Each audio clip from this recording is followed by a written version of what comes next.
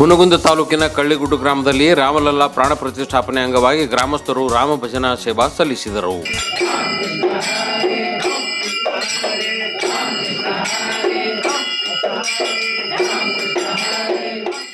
ದಿನಾಂಕ 22 ಜನವರಿ 2022ರಂದು ಅಯೋಧ್ಯೆಯಲ್ಲಿ ನಡೆದ ಶ್ರೀರಾಮಲಲ್ಲಾ ಪ್ರಾಣ ಪ್ರತಿಷ್ಠಾಪನೆ ಅಂಗವಾಗಿ ಬಾಗಲಕೋಟೆ ಜಿಲ್ಲೆ ಹುನಗುಂದ ತಾಲೂಕಿನ ಕಳ್ಳಿಗುಡ್ಡು ಗ್ರಾಮದಲ್ಲಿ ರಾಮ ಭಕ್ತರೆಲ್ಲರೂ ಸೇರಿ ಅಯೋಧ್ಯೆಯಲ್ಲಿ ನಡೆಯುತ್ತಿರುವ ಕಾರ್ಯಕ್ರಮಕ್ಕೆ ಮೆರವಣಿಗೆ ಮತ್ತು ಭಜನೆ ಮಾಡುವ ಮೂಲಕ ಭಕ್ತಿ ಸೇವೆ ಸಲ್ಲಿಸಿದರು.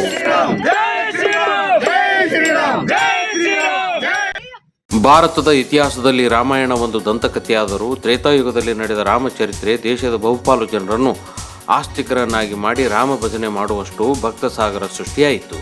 ಇತಿಹಾಸದ ಪ್ರಕಾರ ರಾಮನ ಜನ್ಮಭೂಮಿ ಅಯೋಧ್ಯ ಎಂಬುದು ಇತಿಹಾಸದಲ್ಲಿತ್ತು, ಪುರಾಣ ಪುಣ್ಯಕಥೆಗಳಲ್ಲಿತ್ತು. ಆದರೆ ಅಲ್ಲಿ ರಾಮನ ಕುರುಹು ಇದ್ದರೂ ಅದು ಕಾಲಕ್ರಮೇಣ ರಾಜವಡಿತನದ ಪ್ರತಿಷ್ಠೆಗಳಿಂದ ರಾಜ್ಯವನ್ನು ಆಳಿದ ಮುಸ್ಲಿಂ ದೊರೆಗಳ ಪ್ರಭಾವದಿಂದ ರಾಮ ಮಂದಿರ ಬಾಬರಿ ಮಸೀದಿಯಾಗಿತ್ತು. ಅದು ಬಹುಕಾಲದವರೆಗೆ ಹಾಗೆ ಮುನ್ನಡೆದು ಬಂದರೂ ರಾಮ ಭಕ್ತರಿಗೆ ಅದು ತುಂಬಾ ನೋವಾಗಿದ್ದರೂ ಅದು ಯಾವ ಕಾಲಕ್ಕೆ ರಾಮ ಮಂದಿರವಾಗುವುದೋ ಎಂಬ ಪ್ರತೀಕ್ಷೆ ಜನರಲ್ಲಿತ್ತು. ನಂತರ ಅದು ಹೋರಾಟವೇ ನಡೆದು ಬಾಬರಿ ಮಸೀದಿ ಹೋರಾಟವೆಂದು ಇತಿಹಾಸದಲ್ಲಿ ಉಳಿಯುವುದರೊಂದಿಗೆ ಅನೇಕ ಅಹಿತಕರ ಘಟನೆಗಳು ನಡೆಯಲು ಕಾರಣವಾಗಿ ಕೋಮು ಸೌಹಾರ್ದತೆಯನ್ನು ಕೆಣಕುವ ಮಟ್ಟಕ್ಕೆ ಹೋಗಿತ್ತು. ಕೊನೆಗೆ ಅದಕ್ಕೆ ಇತಿಶ್ರೀ ಹಾಡಿದವರು ಭಾರತದ ಪ್ರಧಾನಮಂತ್ರಿ ನರೇಂದ್ರ ಮೋದಿಯವರು.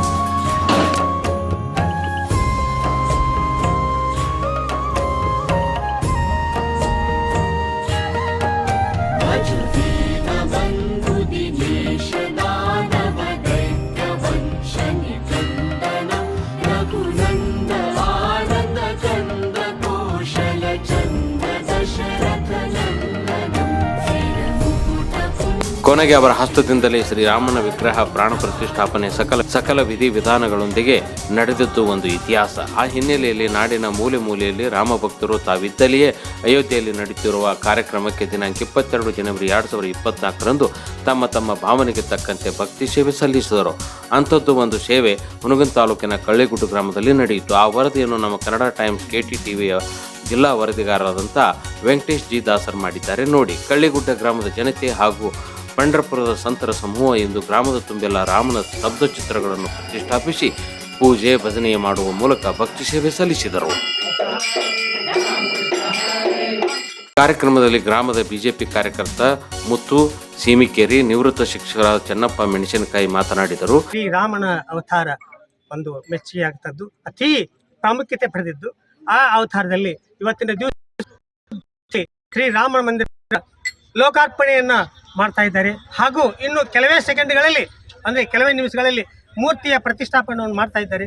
ಆ ಶ್ರೀರಾಮನ ಒಂದು ಆಶೀರ್ವಾದ ನಮ್ಮ ಹಳ್ಳಿಯಲ್ಲಿ ಅಥವಾ ನಮ್ಮ ಈ ಭಕ್ತರಲ್ಲಿ ಎಲ್ಲರಿಗೂ ಆ ಆಶೀರ್ವಾದ ಸಿಗಲಂತ ಆ ರಾಮನಲ್ಲಿ ಎಲ್ಲ ರೀತಿಯಿಂದ ನಾವು ಚರಣದಲ್ಲಿ ನಮಿಸುತ್ತಾ, ಒಂದು ಜಾಗದಲ್ಲಿ ಶ್ರೀರಾಮ ಮಂದಿರ ಆಗಬೇಕನ್ನೋದು ಸುಮಾರು 550 ವರ್ಷಗಳಿಂದ ಒಂದು ಕನಸಾಗಿತ್ತು. ಇವತ್ತಿನ ದಿವಸ ಆ ಕನಸು ಈಡೇರ್ತಾ ಇದೆ. ಭವ್ಯ ಮಂದಿರವನ್ನು ಕಟ್ಟಿ ಅಲ್ಲಿ ಶ್ರೀರಾಮನ ಒಂದು ಪ್ರಾಣ ಪ್ರತಿಷ್ಠಾಪನೆಯನ್ನು ಇವತ್ತು ಮಾಡ್ತಾ ಇದ್ದಾರೆ. ಇದು ಎಲ್ಲ ನಮ್ಮ ಭಾರತೀಯರಿಗೆ ಮತ್ತು ನಮ್ಮ ಹಿಂದೂಗಳಿಗೆ ಅತ್ಯಂತ ಸಡಗರ ಮತ್ತು ಸಂಭ್ರಮದ ವಾತಾವರಣ ಅಂತ ಹೇಳಿದ್ರೆ ತಪ್ಪಾಗ್ಲಿಕ್ಕಿಲ್ಲ. ಹರುಷದಿಂದ ಸಂತೋಷದಿಂದ ಆಚರಿಸುತ್ತೇವೆ.